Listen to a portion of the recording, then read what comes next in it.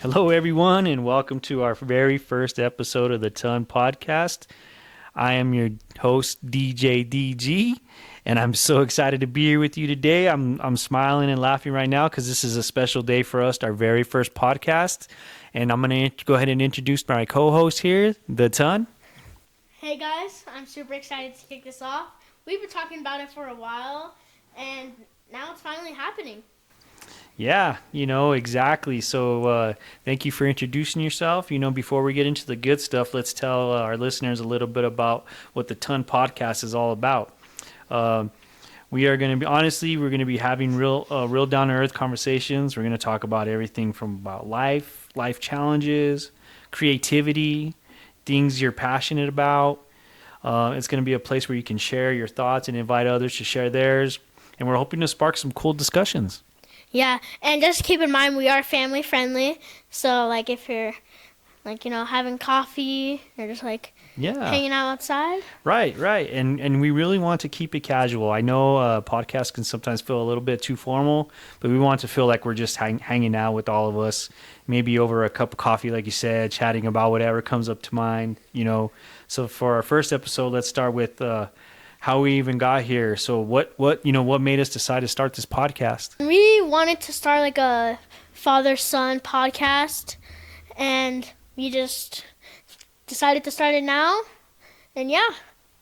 Yeah, I mean, we've both been talking about this for a long time, and I remember when we first brought it up, we were like, hey, wouldn't it be cool just to share our ideas with the world and how have our own stories and our experiences and interests and thoughts, and why not put it out there and see where it goes and hear other people's stories and experiences and see if they've experienced similar stories. I know no story is exactly the same, but we can get those real life experiences and share ours with the world. And so that I think that's a great idea that we had, and I'm glad we're finally able to put this together. And we had some help along the way. We had some help from our sponsor. Today's show is sponsored by Construction Coordinators, and we'll give you their information here in a little bit. So right now we just wanted to start this back and forth, and with that said, we have actually a fishbowl of questions here on the table, and we're going to do this the start of every show. And we encourage you guys to put a fishbowl of questions in your living area, wherever you have a family member. If you guys are all together, have one of the kids or somebody that comes over pull out a question of the question bowl. Type a bunch of questions, or have Google or search 1,000 questions, exactly, AI, a list of questions, cut them up, fold them up, put them in a fish bowl, put them in a plastic bowl. One of our kids said a hat the other day. That's a great idea, but I guess you could never wear that hat until all those questions are out. Yep. So we suggest some sort of big bowl. Put it in an area where you guys all congregate. And if it's silent in the room, grab a question. So that's what we're going to do today. We're going to grab a question from this. I'm going to call it a cereal bowl. But let's see. Okay. Are you ready? Yeah. Okay, we got. The question is, what is your favorite karaoke song to sing? Oh no. I'm the worst at not singing, but I just so I'm talking on the mic right now, you know that? Yeah. And then just for some reason whenever I sing, I just don't have that good comfortable singing. Singing's definitely different than talking.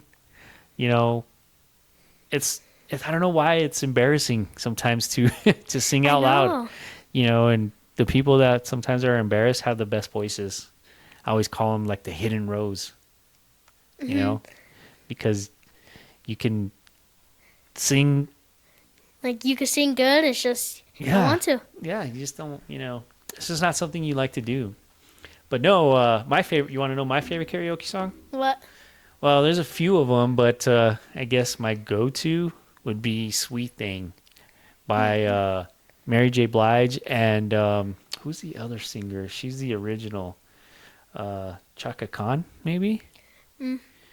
Yeah, I think she sings that. It's kind of before your time, but that's one of my favorite Yeah. songs. I've heard it. You guys should check it out. It's really nice. Yeah, it's a cool song to sing. I've done other ones, but we won't go there. Yeah. I think one of my favorite karaoke songs, or just songs in general, is uh, what is it? I Don't Want This Night to End by Luke Bryan. Yeah. Yep. So what you can expect from this podcast as well is that we're hoping to bring in some guests. We're going to be interviewing some guests. Our sponsor, of course, we're going to have them on a couple of times, and talk about their products and their services and the things that they're doing now as a small business. And you're going to hear from our sponsor a little bit later in the show that they do specialize in construction and special designs and stuff like that. So we're going to talk to them. We're going to ask them about their stories, their challenges as a small business. We're also going to get involved with other small businesses, and we've already set up a couple of interviews for other shows, to talk to real estate agents, talk to real people, talk to another sixth, seventh grader. We'll interview kids maybe not from your school or maybe from your school, just somebody from your age, and Yeah. get their life experience or their perspective on certain situations. Ask them what their favorite karaoke song is. We'll have that back and forth with them. Do you think like another sixth grader would be up to that? Probably not, but one of our siblings might. Oh yeah. We can find a cousin maybe, Yeah. right around your age, and we have a lot of those. So we could definitely find somebody that's not mic shy. Do you think? Yeah. Who do you think it would be? Probably Alexis, one of our cousins, or one of my cousins. Yeah, you think she would do it? Yeah. Oh, that's cool.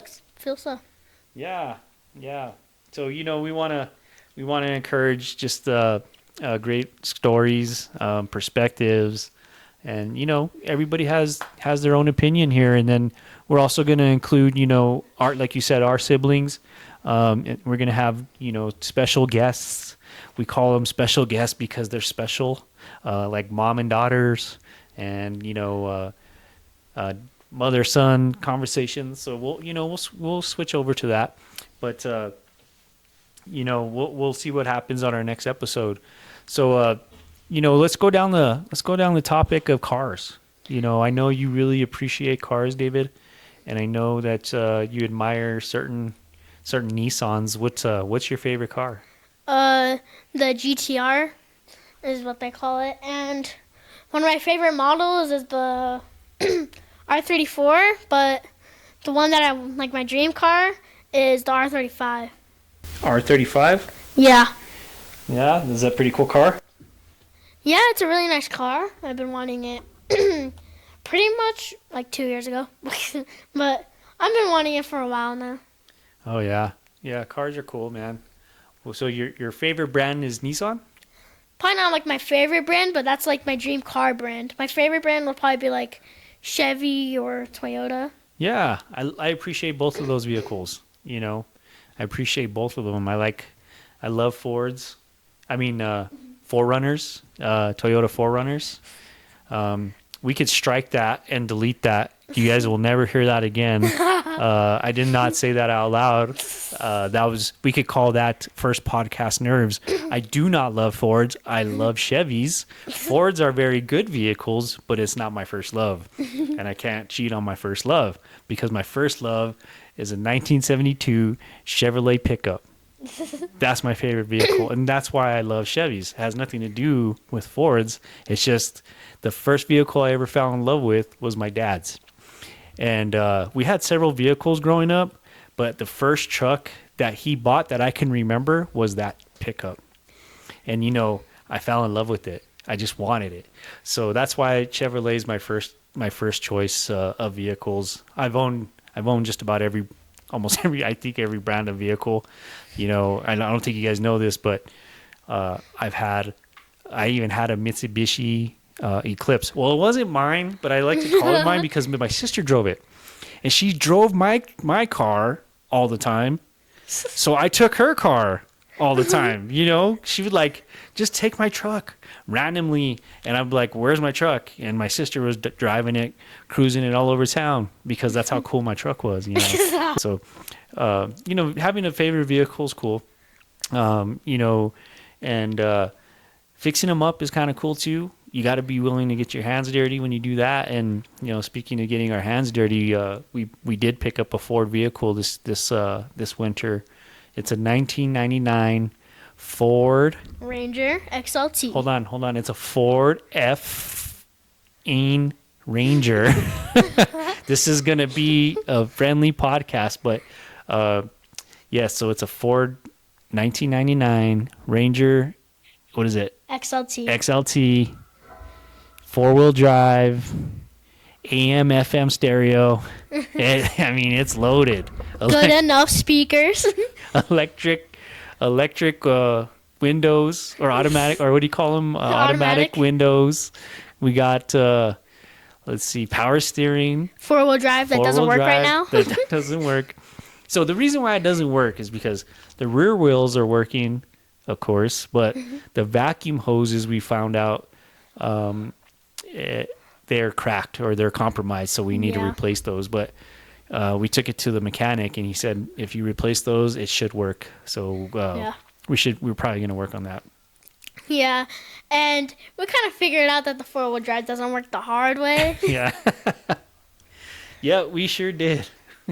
Yeah, so what he's referring to is we actually took the truck to see if the 4-wheel drive will work. Or the suspension capabilities. Yeah, we took it out. You know, before we took it out, we replaced a few items on there. Do you want to talk to them about what we replaced? Yeah, we replaced the radiator, condenser, transmission cooler, and the belt.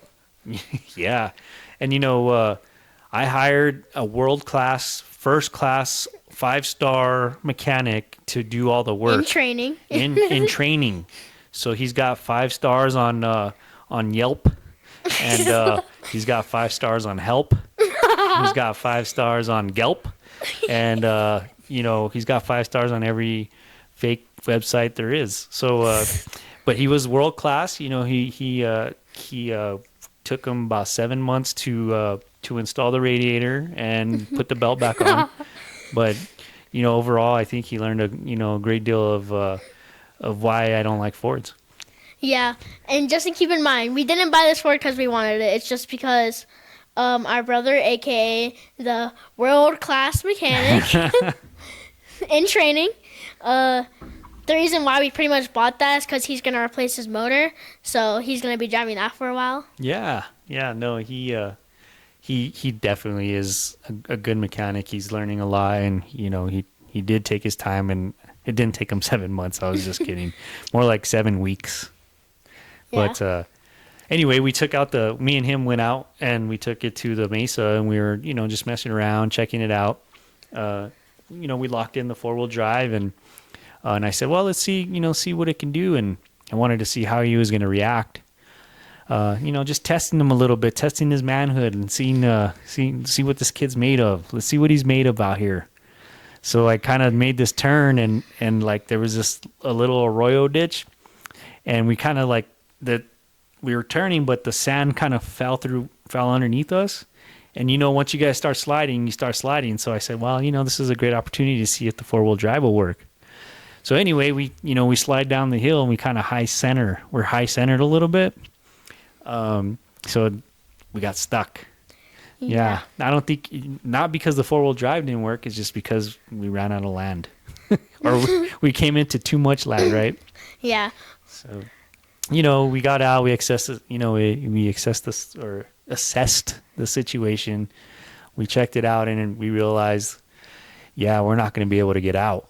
So, we do have another option. So we had to call the emergency team. You know, we had to call Mom, the emergency team, to come and bring the 4Runner. We had to have her bring Christopher's 4Runner to get us out. So, you know, she gets there with 4Runner because we're in the kind of the middle of the Mesa and the kind of the middle of nowhere. So they had to find us because we were in this ditch. Well, we didn't have a long enough tow strap to tow the vehicle or pull the vehicle out. or the Ford. And it's funny that the Ford got stuck, right? Like, it's like the Ford got stuck. Oh my gosh! And so we finally maneuvered it enough to kind of get it out of the high center, but we didn't have enough tow strap to actually tow it out. So we sent mom and bro to Walmart because it was the closest store, and we bought over 120 feet of tow strap. That's how deep we were in this like arroyo, and it was pitch black dark. You know, it was cold. It was the middle of nowhere, and I suggested, well, I'll go get the tow straps, and you can stay here. So he said, nope, he's going with mama. So I stayed in the middle of the night while it was cold. And when I say cold, it was really cold. It was like that cold front we had in January. I think it was the day before it snowed. Yeah. Yeah. And so I was out there in the middle of nowhere, just with the stars in the sky, the moon, and this Ford Ranger all by myself in the middle of nowhere. Scared. No, not scared. Just like, I'm here. What do I do now? Yeah. But this is like how scary stories start. Have you ever seen a scary story? No. No? Never? Never, ever in my life, because you guys never let me. That is true. So that's the scene that I'm trying to paint for you guys. Is that I was out there in this arroyo. I know I said it was a ditch earlier, but it was a pretty good sized arroyo. And so here I am in the middle of nowhere thinking about coyotes, staring at the stars, actually just enjoying the moment and being grateful for being in the situation I was, and just grateful that I had an emergency team, to come and get us out. So that was interesting for me because I was, like I said, out there by myself, pitch black, dark, stars, moon, scary story scenes, the fog's rolling in, the clouds coming out, the moon's coming out. I mean, I'm out there just freaking out, and I could see the city from where we're at. So it wasn't like it was that dark, but that's how scary movies are written. Just this situation. You went to go have some fun, 4-wheel driving in the mesa, and you get stuck, and you get left back to stay with a vehicle in the middle of the night with the stars. I mean, don't you think that's a little scary? Would you stay out there by yourself? Probably not. Because it's like, I would probably try to go somewhere, but people aren't that smart at the intersection. So, yeah. Yeah, so anyway, I guess about 45 minutes to an hour I was out there by myself in the dark with the stars and the moon and the coyotes. So I was out there. They finally get back. They had to buy an additional 120 feet. Was it 120 feet? I think it was like 90 to 90 100. feet. So we had 120 total, but they had to go buy an additional 90 feet. So we tie all these straps together, and then we had to maneuver the Ford up one way, and then we had to unstrap, maneuver the 4Runner a different way to pull it down, and then we had to go across. So it was like a big, it was a good challenge for us, because I've been stuck before, but was able to manage to get out with just kind of the resources around us. Yeah, like a tire over there or something like that. Well, that's what we did. We were we were originally looking for stuff we could just put under the tires, but Get some grip. Yeah, but that's how we figured out that the 4-wheel drive wasn't engaging in the front. And I mean, I don't think we would have got stuck had the 4-wheel drive engaged. Yeah, but also it is pretty soft sand. Like the sand is pretty soft over there. So even with the 4-wheel drive, probably not. But whenever we had all the ropes and all that tied, it was so hard to get the knot on there, off of there. Like, Yeah. I go in the back of the 4Runner, I'm like climbing through the seats. I open up a random box and I see a wrench, and I'm just like, here you gotta go. And you guys are like prying it and all that. Yeah, so we had to pry that knot off, because once those straps get, linked up, it's pretty hard to get them undone. But, hey, they did their jobs, right? Yeah. And that was the least of our worries after that. I mean, after getting unstuck in the scary movie scene all by myself with the stars, the moon, and the coyote, um, you know. But again, I was very grateful for that situation. Just had a couple of prayers out there, and was thankful for being able to be in that situation, because it just brought back memories of my first love. We talked about that earlier. My first love was my dad's vehicle. You guys remember what it was? It was like a Chevy, like a 1992, or I don't know. Well, close. It's a 1972. Oh, I was about right with the first two numbers. Yeah, you got three numbers right because you Oh. said 1992. Oh. So it's 1972. It's crazy because I was like in love at first sight. I saw my dad's truck, and it was green with the white top, 3-speed on the floor, big old steering wheel, clutch hard as heck. I mean, it was just a very difficult truck to drive, but back then I just thought that was normal. It's like, oh, no power steering. Check that off the list. Yeah. Clutch hard as heck. Normal. Yeah. The funny thing was watching my mom drive it. Yeah. And that's why I think my sisters are such lousy drivers, because my mom was a pretty lousy driver. And if you're watching this podcast, I didn't do anything. It was all him, so. Yeah, no, my sisters are what they call lead feet. They're very fast drivers. And they get that from my mom, because my dad was a very slow driver, like me. I don't really just speed that much. It was like the awkward silence. I mean, like, I don't know. Sometimes I feel like we are speeding, but a bunch of people just go slow. On the highway when and I'm all that. going 45 and a 40, and somebody passes me, Going like 90. that's a big difference. Even if somebody passes you at 10 miles an hour, you can feel the difference in the speed. Yeah.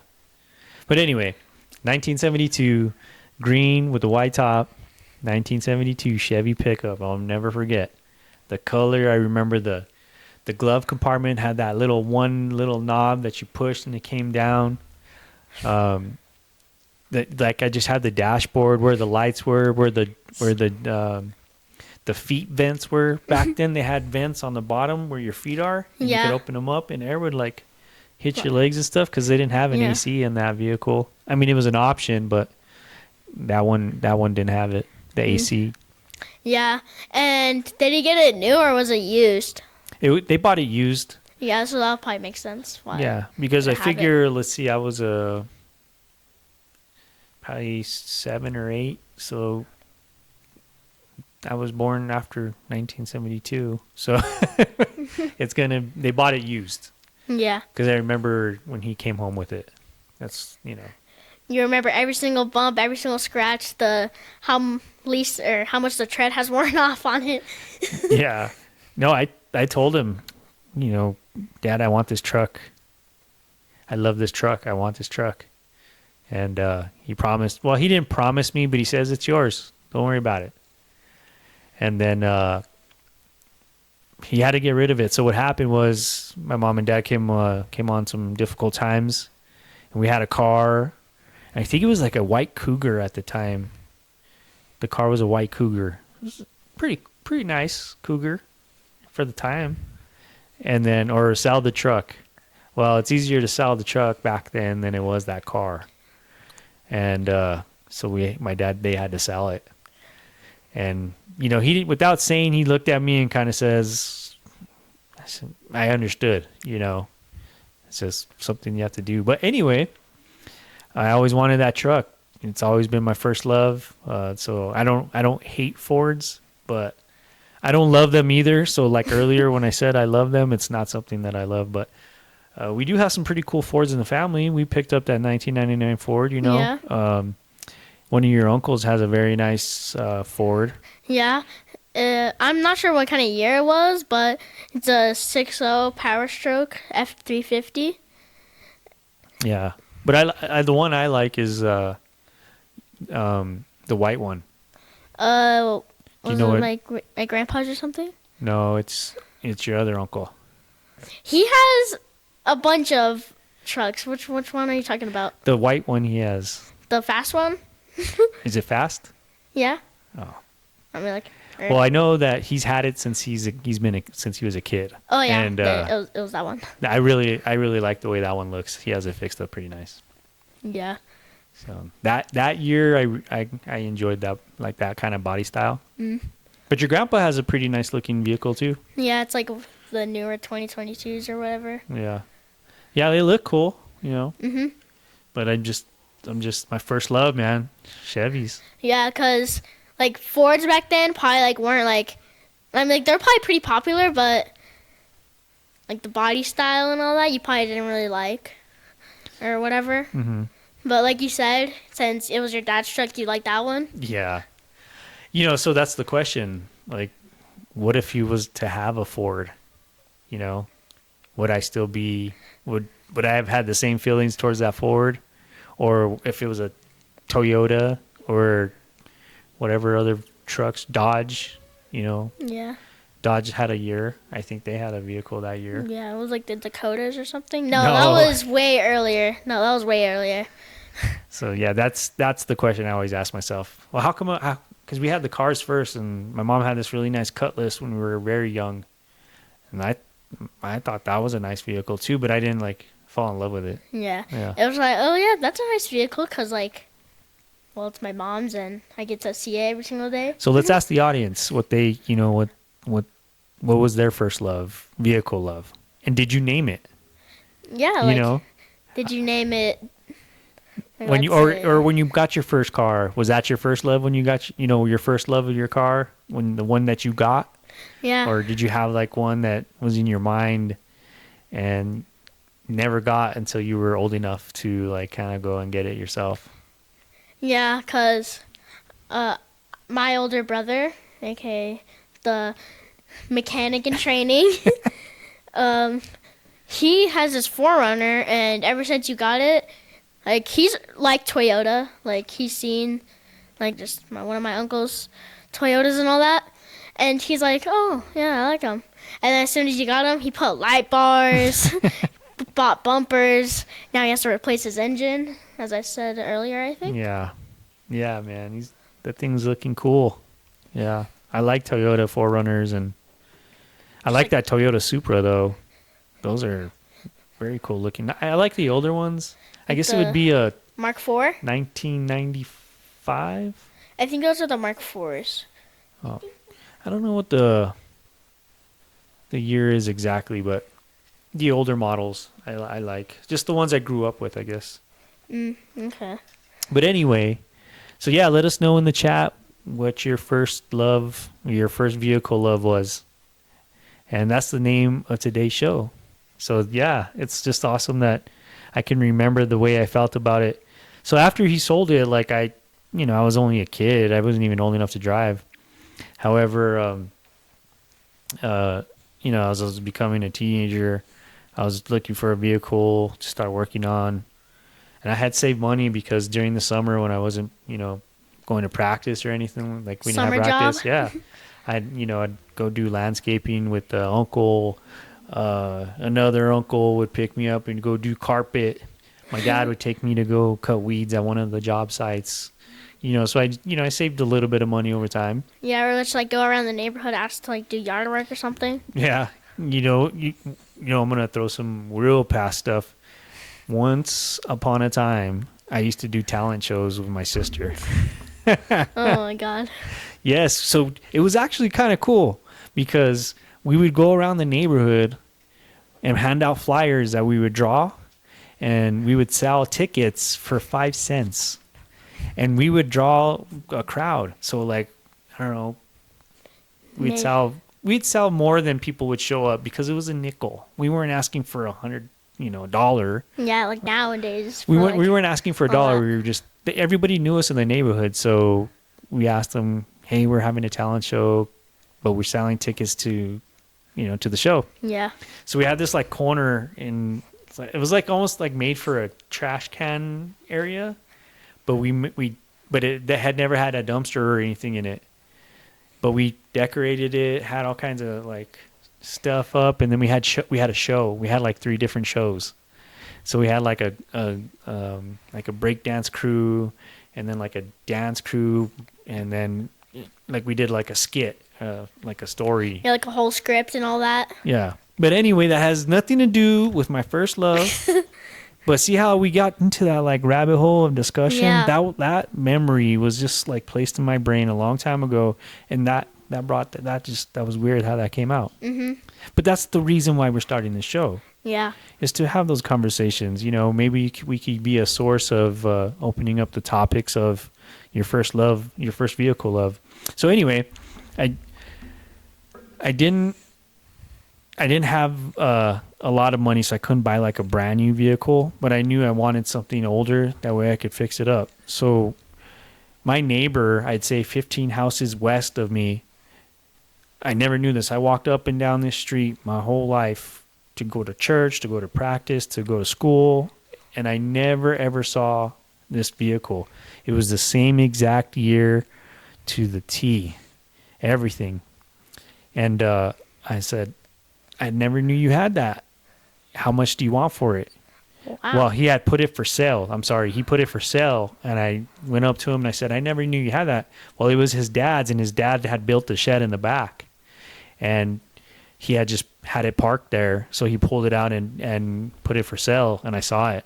And I remember he wanted $600 for it. Wow. Yes. Was it like the same like trims and all that? Well, the trim was different. Like the The thing where like open up the vent. Did it, like? This one had chrome trim, the chrome trim. Oh, okay. The other one never did. It was just a flat body. Mm. But so he wanted $600 for it. It had a 327 small block. No, I bought the 327. So it had a straight 6-cylinder. I think that's what The it had. inline? Yeah, Or- I don't know if it's called inline. Yeah, because it's like, I think it's called an inline, but Oh, okay. not sure. Well, I'll go back and confirm. It's been so long. But anyway, I made an offer on him. I only had $435 or something like that. And I told him, all I got is $430. Can you hold it for me? And he said, just take it. It's yours. Wow, that's crazy. But figure that truck had already been 22 years old or whatever. Used and all that. Yeah, it was already 92 when I had it. So if it was a 72 and 92, what's the math on that? It's 20 years, right? Yeah. So the vehicle was already 20 years old, kind of already developing some rust, and hadn't been used in a long time. So it needed a lot of work. It was weather beaten and stuff. Yeah. At least it was parked in the shed and not like used every single day. But it was just crazy how I was able to pick up that same exact truck.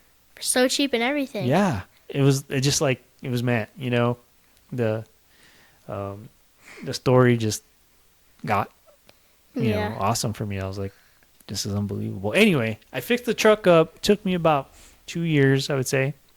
Like save up money, buy the parts that you need or something. Yeah. So it's expensive fixing up a vehicle. Anybody that's ever fixed up a vehicle, they know, one thing after another. It's just like, that's how it goes, man. Yeah. Like you forget a piece, you're gonna have to go to the store or just try to make it work. And you know who I'm sure has nice vehicles is the Construction Coordinators, our sponsor. I bet you they have pretty cool construction vehicles that they can do your remodel for, right? Well, why don't we get a word from our sponsor? Today's episode is sponsored by Construction Coordinators, Inc. If you're in the 505-575 area, they're the team for you. Whether you're looking to build a new house, remodel the one you got, or add that new porch or time for the summer, Construction Coordinators can do it all. From designing in concrete to adding those finishing touches that make all the difference, this family-owned and operated business is your one-stop shop to get it done. They even do commercial work. So if it's time to revamp your office building or set up your new commercial space to suit your company's needs, make a vision a reality. Give them a call today at 505-620-0641. Again, they do residential and commercial, new construction, remodels, concrete, and more. Call 505-620-0641 and ask for Ernest to schedule your free estimate today. Let them know that the Ton Podcast sent you, and our listeners will receive a 5% discount on your new project. Did you guys hear that? A 5% discount if you mention this show. How awesome is that? We thank you guys for that opportunity for our listeners to get a discount on any of their new projects. Again, 505-620-0641. That is for free estimates, and they do speak Spanish. So, si hablan español. So, hey guys, we thank you guys for joining our show today. We are learning again. This is a learning experience for us, and we give a shout out to the technical team back there, working it out. It's a lot more than just recording and then uploading. So we're learning the hard way. We've had some technical difficulties this week. Hopefully we got all the kinks worked out. But we're so excited about this show. It's awesome because we've been talking about this for a while now, and it's finally come to, and we're very, very blessed, and we're very grateful for the opportunity. And I'm going to go ahead and close it out. But before, I'm going to get one last word from the Ton. Yeah, so like he said, we have been wanting to do this and all that. And I also said that in the start, we've been waiting to do all this. And if you guys would like to put inside the comments how it went, how it sounded, that would be nice and all that. Yeah, and if you could shoot him a text too if you guys know him personally. But all right. Well, hey, we appreciate you guys' time, and we thank you guys for hanging out with us. Expect the second episode coming up soon. And just so you guys know, we do have a home studio. So if you hear any background noises or a kid jump in or something like that, we still got to run the household as well. So this is just something that we're doing with as a family, and so we apologize for the background noise if there's any. But all right, y'all, have a good night, and we'll talk to you soon. Bye, everybody.